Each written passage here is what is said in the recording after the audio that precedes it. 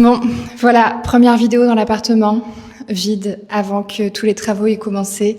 Aujourd'hui, je vous embarque avec moi pour vous faire visiter l'appartement, pour vous montrer vraiment comment c'était avant, vous expliquer un petit peu ce que j'ai en tête. Mais je vais travailler avec une architecte qui va m'aider à tout repenser finalement, parce que je pense qu'on peut vraiment optimiser les espaces, qu'il y a un gros potentiel.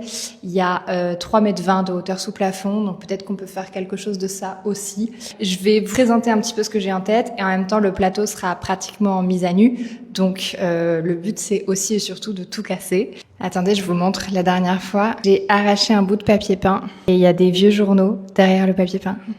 Voilà, les journaux, ils datent de 1957. Ce soir à 21 h, à la brasserie de l'Avenue, place Castellane, grande soirée de music hall avec le groupe Ambiance, entrée gratuite. En fait, j'adore parce que tout ça, ça fait partie de l'histoire de l'appartement. Je trouve que ça apporte vraiment du cachet et de savoir que cet appartement a été construit, rénové, habité il y a si longtemps.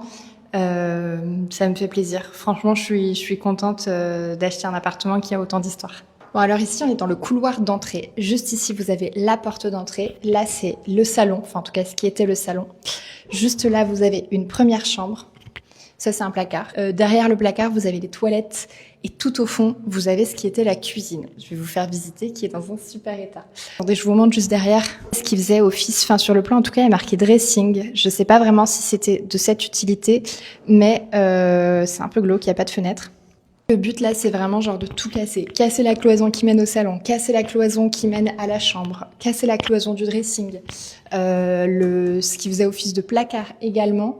Les toilettes, on n'y touche pas, on les laisse. Et puis au fond, finalement, transformer la cuisine dans une salle de bain où je vais rétrécir un petit peu l'espace pour agrandir la chambre qui est juste à côté, pour en faire ma chambre. Là, je vous ai fait passer un grand angle pour que vous vous rendiez compte. Et là, on est actuellement dans ce qui faisait office de pièce de vie, donc de salon. Le but ici, c'est de ne conserver que ce mur-là qui semble être un mur porteur. Ce qui est rigolo, c'est qu'ici, il y a eu une ouverture qui a été faite, puis qui a été bouchée.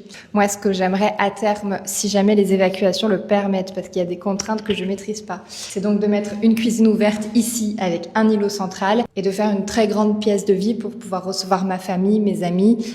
En fait, la cuisine, dans tous mes appartements, ça a toujours été ma pièce préférée. Même quand c'était une petite cuisine, je trouve que c'est vraiment genre l'endroit où on se réunit. Vraiment, j'ai trop hâte. J'ai trop la vision.